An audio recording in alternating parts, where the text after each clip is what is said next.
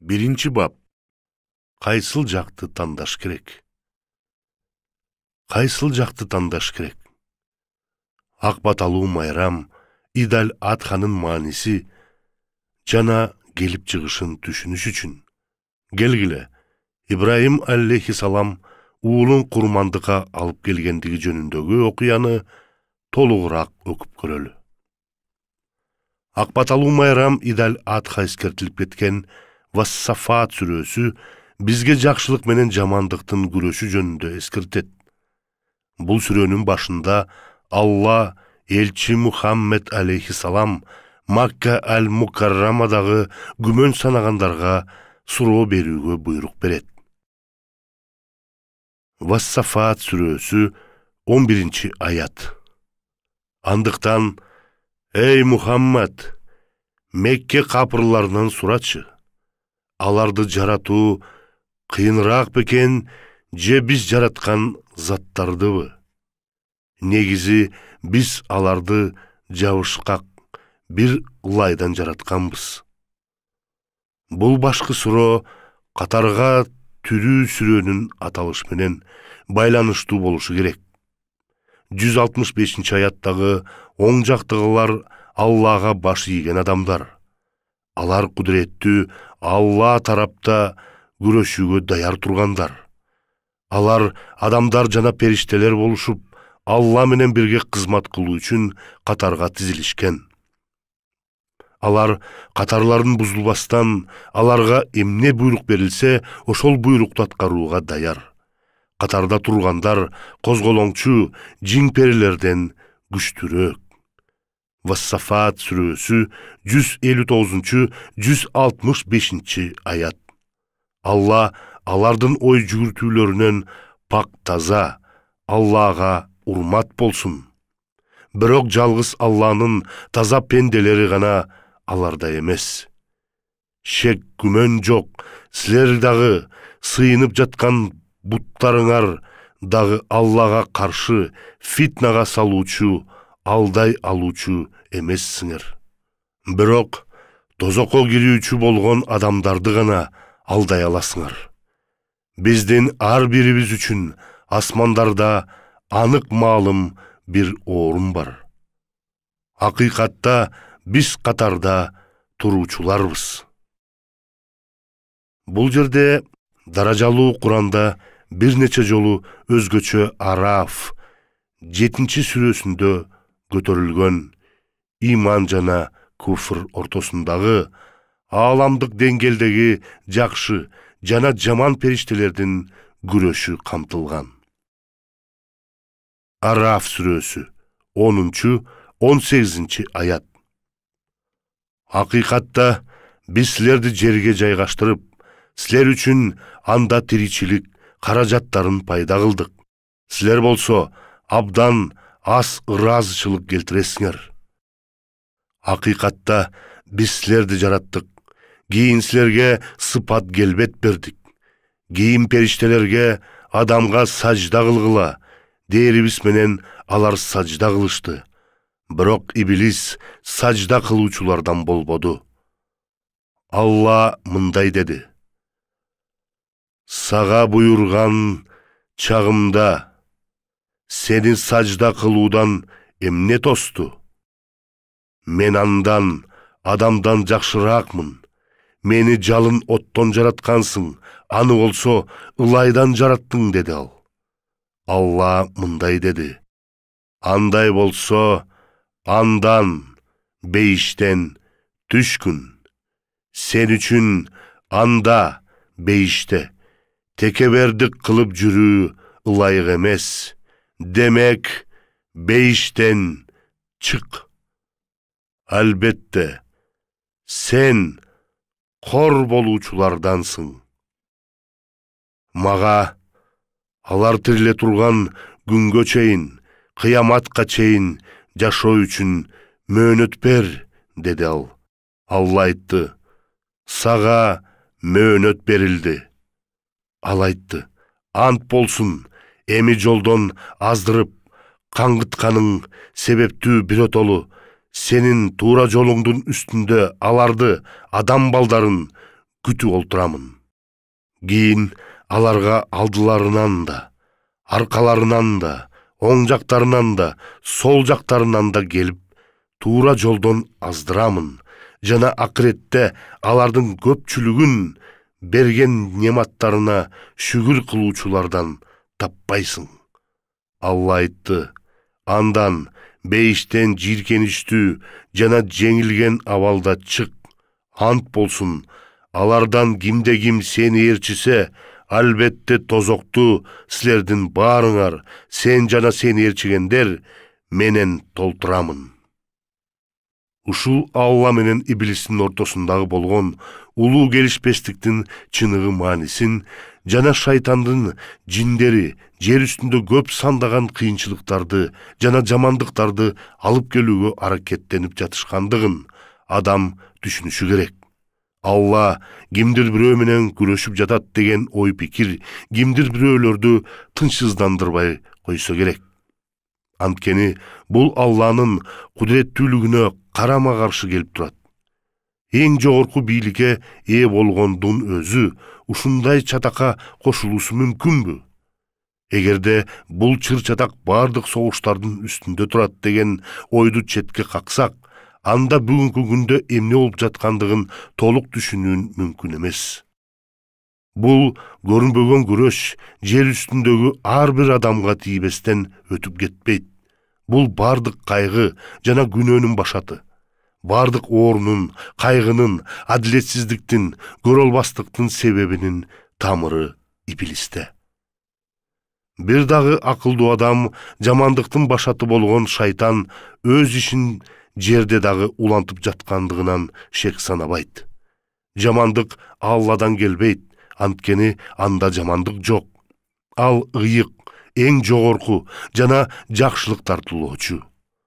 Алла бийик болсо дагы, ага акыркы кыямат күнүнө чейин аль-яум аль-киятматти каршы тура турган кас душманы бар. Кээ бир уучулар Алла Иблисти адамдардын ишенимин сынап көрүү үчүн алдап турууга койгон дешет.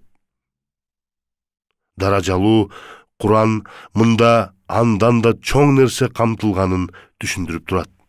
Иблис башынан эле жаман периште болуп калган эмес. Таза жана күнөөсүз периште өзүнүн ысымында чагылдырылган тынчтыкты бузган козголоңчуга айланды. Мына бул кандайча болгон? Бир жолу андан башка периштелердин бардыгы табынышат. Бир гана Иблис муну кылуудан баш тартат. Таха сүрөсү 116 аят. Эстегин, биз периштелерге адамга сажда кылгыла дээрибиз менен саждага ийилишти. Иблис гана баш тартты. Иблистин баш тартканынын себеби анын текебердиги болгон. Бакара сүрөсү 34 аят. Биз периштелерге адамга таазим кылгыла дешибиз менен алар сажда кылышты. Иблис гана текебердик менен баш тартып, капырлардан болду. Сат сүрөсү 73-76 аят. Периштелердин бүт бардыгы адамга сажда кылышты.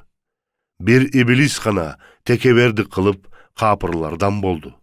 Ошондо Алла айтты: Эй Иблис, мен өз кудуретим, колум менен жараткан нерсеге адамга сажда кылуудан сени эмне кайтарды?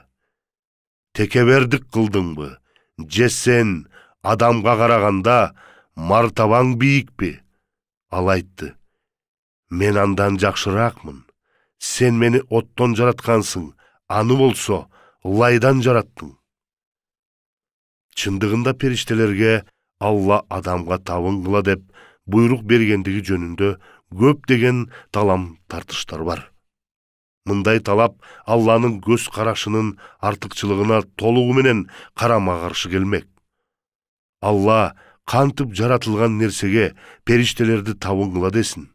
Анткени ал жаратылгандардын баарын өзүнө табынууга гана жол берет. Ошондуктан Алла периштелердин өз жаратылган нерсесине урмат көргөзгүлө деп айтканы. Алланын буйрук берүүгө жана жер үстүндө өзүнө орун басар дайындоого укугу бар экендигин билдирген. Бул периштелер Алладан минтип сураганда толугураак түшүнүктүү боло баштайт. Бакара сүрөсү 30-аят. Раббиң периштелерге: мен жерде адамды халифа, жардамча, орун басар кылмакчымын дегенде, алар айтышты: ал жерде бузукулук кыла турган, кан төгө турган затты халифа кыласыңбы? А биз болсо алкоо, мактоо айтуу менен сенин улуулугуңа табынабыз жана сенин атыңды дайым аруу пакиза тутабыз. Алла айтты: мен силер билбеген нерселерди билемин. Башкача айтканда, эмнеге сен жерде бийлик кылууну адамдарга берип жатасың? Алар алсыз, ал эми биз болсо күчтүүбүз. Мына ушундайча периштелер адамды халифа кылууга чакырган Алланын чечиминен күмөн санашты. Бул баян андан нары улантылып, иблистин табынуудан баш тартканы айтылат. Көңүл буруп көргүлөчү, баарын угуучу, көпкө чыдамдуу Алла өзүнүн бийлигине ачык эле каршы чыккан иблистин баш ийбестиги жөнүндө камкордук менен сурамжылап жатат. Иблис үчүн тобо келтирүүгө кандай гана чоң мүмкүнчүлүк. Бирок ушунун ордуна иблис текебердик менен топурактан жаратылган адамдардан артык экендигин билдирди. Алла аларды ушундайча жаратса да, иблистин жообу Алланын жаратылганы экендигине шек туудургандай. Бул жерде берилген суроо адамга табынууну керектигинде эмес. Башкача айтканда, адамды жер үстүндө жоопкерчиликтүү кылуу үчүн болгон. Алланын укугун жана бийлигин кабыл алууда болгон.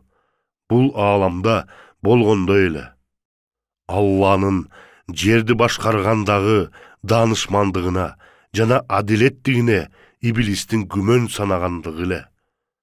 Курандын айтуусунда Алла бул мамилени туура түшүндү дагы чечим кабыл алды.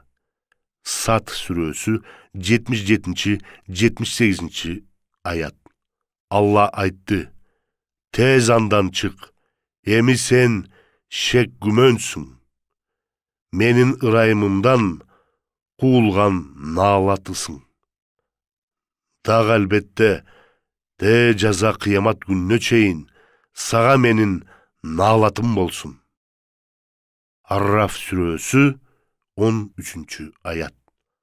Алла мындай деди: андай болсо, андан бейиштен түшкүн. Сен үчүн анда бейиште текебердик кылып жүрүү ылайык эмес. Демек, бейиштен чык. Албетте, сен кор болуучулардансың. Мына ушундайча иблис асмандан куулуп жана кыямат күнүнө чейин наалатка калат. Бул анын текебердигинин жыйынтыгы эле. Ошонун айынан ал жаратуучу Аллага каршы чыгып, жана аны айыптагандыгы багынткан. Иблис бир гана өзүнүн жаратканына баш ийбестен, ага баш ийгендердин арасында болууну каалабады. Башкача айтканда, ал текебердик менен табынган периштелерди жана ошондой эле адамды дагы жек көрдү. Ал 3 түрлүү кылмыш жасаган: өзүн жогору көргөндүк, көрө албастык жана баш ийбестик. Бирок ушуну менен бардыгы бүтүп калган жок. Иблис мындай деди: мага алар тириле турган күнгө чейин, кыяматка чейин жашоо үчүн мөөнөт бер, деди ал. Куйту иблис чыныгы душман болуп калды. Ошондуктан ага шайтан деген башкы ысым берилген. Ал Аллага жана анын бийлигине каршы чыгып, Алла ага анын чын экендигин далилдеш үчүн убакыт берүүсүн талап кылат. Бул берилген мөөнөт мага мүмкүнчүлүк жана убакыт бер дегенди билдирген. Бардык иш олуттуу болуп калды.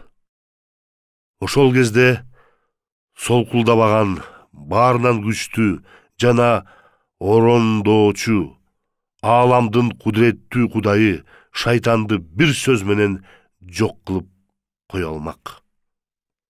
Али Имран сүрөсү 26-аят. Айткын: Эй, мүлк жана дөөлөт ээси болгон Теңирим, сен каалаган адамыңа мүлк бересиң да, каалаган адамыңдан ал мүлктү тартып аласың. Каалаган адамыңды азиз, урматтуу кыласың да, калган адамыңды коргуласың. Бардык жакшылык жалгыз сенин колуңда. Албетте, сен бардык нерсени кудуреттүүсүң. Бирок мындай болгон жок. Алла шайтанды жок кылбады. Кимдир бирөө минтип сурашы мүмкүн. Эгерде Алла күчтүү жана баарын билгич болсо, эмнеге шайтанды жок кылып салган жок? Анын жообу мындай: эгерде Алла шайтанды жок кылып салган болсо, анда өз душманынын ыкмасын колдонгон болуп калмак. Анда Алла биздин табынуубузга татыктуу болмок эмес. Бирок Алла сабырдуу. Ал өзүнүн козголоңчу жаратылышына мерчимдүү бир мезгил берди. Ошондуктан Арраф сүрөсүнүн 15-аятында Алла шайтанга мындай дейт. Арраф сүрөсү 15-сүрө. Алла айтты: сага мөөнөт берилди. Жана Алланын айыптоочусу болуп шайтан ушул болуп жаткан кырсыктар үчүн Алланы айыптаганга батынып жатат. Ал Аллага карата жалган айыптоого жүргүзүүдө. Анын кудуреттүүнүн өзүнө болгон көрө албастыгы Аллага каршы күрөш жүргүзүүгө мажбурлады. Арраф сүрөсү 16-аят. Иблис мындай деп айтты: ант болсун, эми мен жолдон аздырып каңгытканың себептүү биротолу сенин туура жолуңдун үстүндө аларды, адам балдарын күтүп олтурамын. Андан кийин улуу айлакер мындай деп кошумчалады. Арраф сүрөсү 17-аят. Кийин аларга алдыларынан да, аркаларынан да, оң жактарынан да, сол жактарынан да келип, туура жолдон аздырамын. Башка сөз менен айтканда, мен алдамчылык менен аларды сенин түз жолуңда күтүп турамын. Андан кийин мен аларга алдыларынан да, аркаларынан да, оң жагынан да, сол жагынан да кол салам. Иблис өзү менен адилетсиз иш кылды деп эсептегендиктен адамдарга кол салууну көздөдү. Ал максатына жетүү үчүн өз соккусун Аллага баруучу түз жолдо жүргөн адамдардан баштайт. Бул Аллага көбүрөөк кайгыруу алып келмек. Шайтандын айтуусу боюнча Алланын жолдоочулары менен эмне болот? Арраф сүрөсү 176-аят. Жана акыбетте алардын көпчүлүгүн берген убадаларына шүгүр кылуучулардан таппайсың. Аллага ишенимдүү болгон жана ал колдоп турган адамдардын көпчүлүгү Алланы таштап кете тургандыгын шайтан алдын ала жарыялаган. Алар Алланы жана анын жолун чындап баалабагандыктан Аллага караганда шайтандын артынан жүрүүнү чечишет. Шайтан Алланын эле душманы болуп калган жок, ал адамдарга каршы дагы казаттык кылып жатты. Бул жерде биздин ар бирибиз ушул улуу согушка катышып жатабыз. Таза, күнөөсүз периштеден Алланын жана адамдардын каардуу душманы болуп калган шайтан, биз ага баш ийбей турган болсок, жалдуу азгырууларды пайдаланып, бизди зарлантып, кыйналууга мажбурлайт.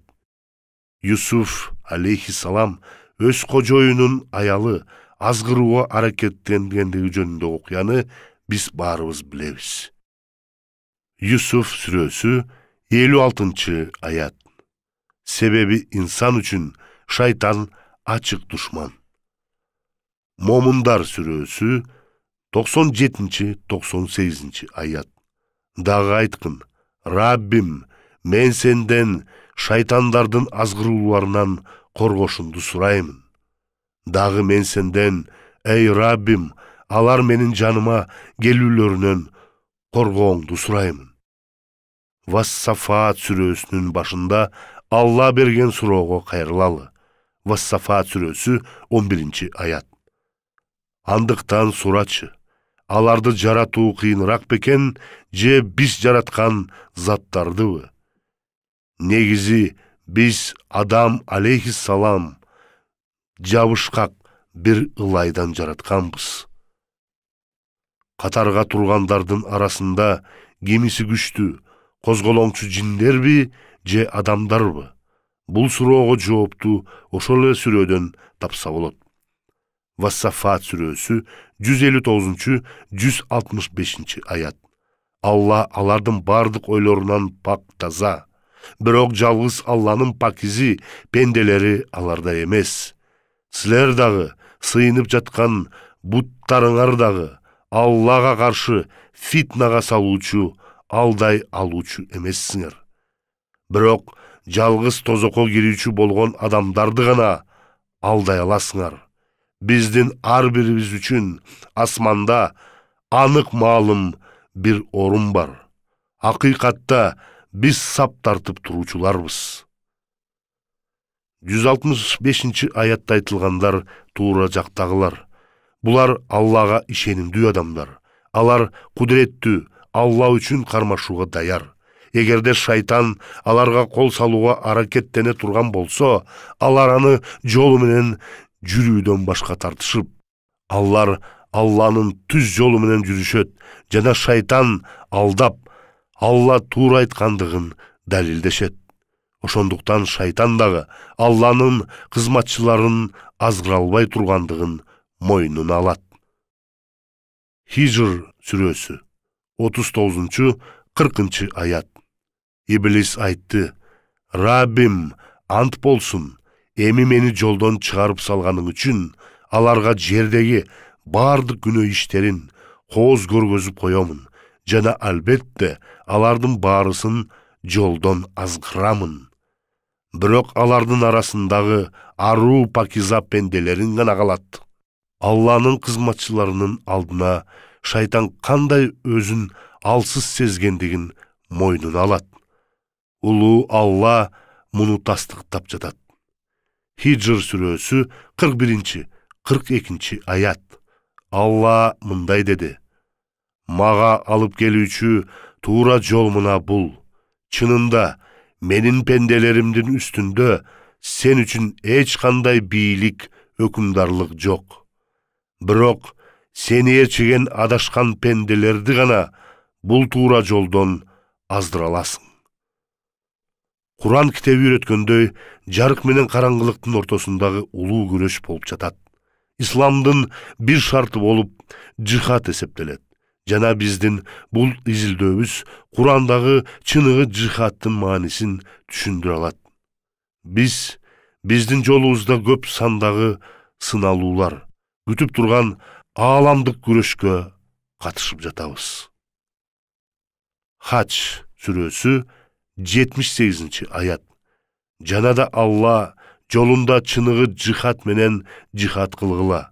Анын өзү силерди тандады да, жана бул динде силерге бир да хараштарлык кылбады. Атаңар Ибрахимдин динин кармагыла. Пайгамбар силердин үстүңөрдө күбө болсун үчүн, силер болсо адамдар үстүндө күбө болушуңар үчүн өзү силерди мусулмандар деп атады. Демек, намазды толук аткаргыла, зекетти бирге жана Аллага байлангыла. Ал силердин эгеңер, ал зат кандай гана жакшы эге жана кандай гана жакшы колдоочу. Бул күрөш адамдар менен эмес, чыныгы жихад бул жаратуучуңарга болгон ишенимдин негизинде иштелип жатат. Анбия сүрөсү 16-18-аят.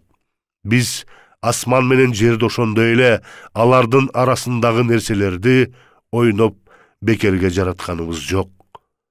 Эгер биз оюн күлкү кылууну кааласак, аларды бизге ишенимдүү кылмакпыз. Эгерде биз ушуну чынында эле ойлонсок, биз берген чындыктардан баш тарта тургандардан кылбайт элек. Жок, биз чындыкты жалгандыктын үстүнө таштабайбыз. Анан чындык жалганды эзип, жанчыган, жалган капыстан жок болмок. Ал эми силерге ыксыз сыпатыңарыңар үчүн азал бар.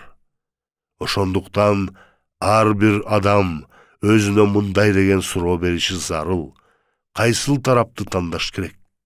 Эгерде мага сынактар келе турган болсо дагы, мен Аллага ишенимдүү болуп кала аламбы? Же мен өз жаратуучума ыраазычылык кылууну билбестен шайтан тарапка өтөмбү? Вассафат сүрөсү 11-16 аят. Андыктан, эй Мухаммед, Мекке капарларынан сурачы. Аларды жаратуу кыйыныраак бекен, же биз жараткан заттардыбы? Негизи биз аларды жабышкак бир ылайдан жаратканбыз. Балким сен Алланын кудуретине таң калып жаткандырсың. Алар сенин акырет жөнүндөгү сөздөрүңдү мазак кылышат. Аларга үгүт насаат кылынса, насаатты кабыл алышпайт. Алардын көз алдыларына Алланын кереметтери көрүнсө, алар дагы көбүрөөк келеке кылышат. Анан да алар айтышат: бул болгону ачык айкын сыйкыр. Биз өлүп топурак менен сөөктөргө айланып кеткен чагыбызда чын эле дагы кайта тирилет бекенбиз? Бул сүрөнүн айтымы боюнча козголоңдук жактыргандар адамдар арасында дагы бар.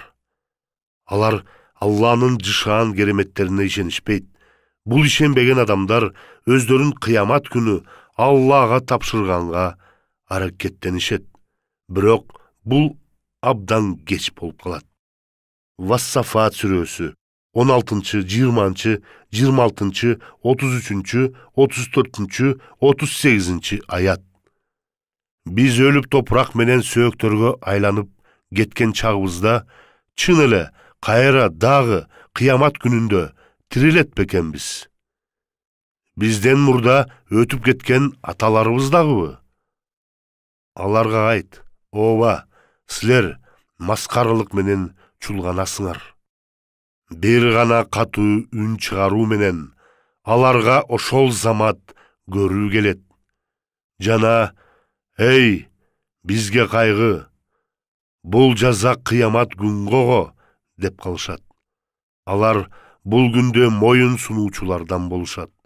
Албетте, ошол күнү алардын баарын Теңирдин каары бириктирет. Акыйкатта биз кылмышкер адамдарды мына ушундай кылабыз. Силер шек күмөнсүз Теңирдин жан чыдагыс каарын татуучуларсыңар. Андан ары Алланын кызматчылары аталган адилеттүүлүктөрдүн асманда ала турган сыйлыктарды жөнүндө айтылат. Жана болуп жаткан чакырык алардын тагдыры жөнүндө ой жүгүртөт. Ал учурда алар кыйналгандардын арасында болушпагандары үчүн ыраазы болушууда. Ушул учурда даражалуу Куран бизге жашоосу үлгү боло турган бир нече пайгамбарлардын тизмесин берет. 74 аятта алар Алланын кызматчылары аталышат. Ал эми 77 аятта укум-тукум болуп калгандар. Бул ишенимдин баатырларынын бири Нух алейхиссалам, Ибрахим алейхиссалам болуп саналат. Бул жерде дагы Муса алейхиссалам, Харун алейхиссалам, Ильяс алейхиссалам, Лут алейхиссалам жана Юнис Зуннун алейхиссалам. Ошондой болсо да, Ибрахим алейхиссалам жөнүндөгү баяндама бул тизменин ортосунда болуп, башка аяттарда маалым болгондой, бул жерде дагы алгыс сөз катары колдонулат. 77 сүрөдө бардык аяттар төмөндөгүдөй жалпы бөлүктөрдөн турат. Алланын кызматчылары деген сөздөр 40, 74, 111, 122, 128, 132, 160, 169, 171 ayatlarda. Çınığı Karmandın temasına kayırılı, kimge biz tukum bergendin özü 77, 108, 199, jana 129 ayat. Sınak temaları 106 ayat.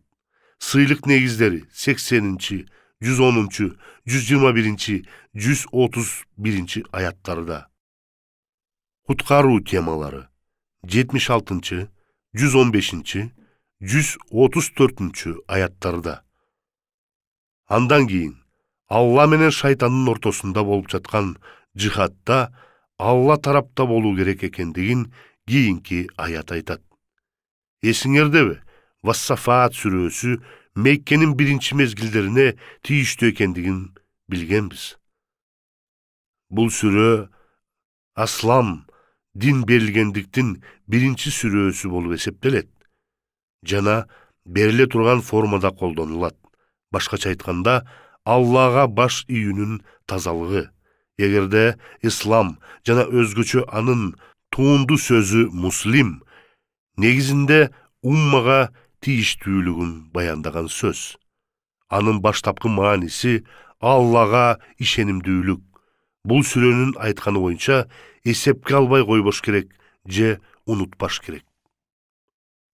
Алланын бардык жараткандары анык корккондон же мажбурлагандан эмес, бирок өз эрки менен аны сүйүп, баш ийип, ага кызмат кылуусун, аны угуусун Алла абдан каалайт. Баккара сүрөсү 25 аят. Бул динде зордо жок. Ошондуктан ошол Алланын кызматчыларынан үлгү алуу менен биздин сыйынуубуз мындай болушу керек. Аннам сүрөсү 161, 162 аят. Айткын: Мени Раббим туура жолго, чыныгы динге, ак жолдон тайбаган, Алла Таалага бирөөнү шерик кылуучулардан болбогон Ибрахимдин динине хидаят кылды.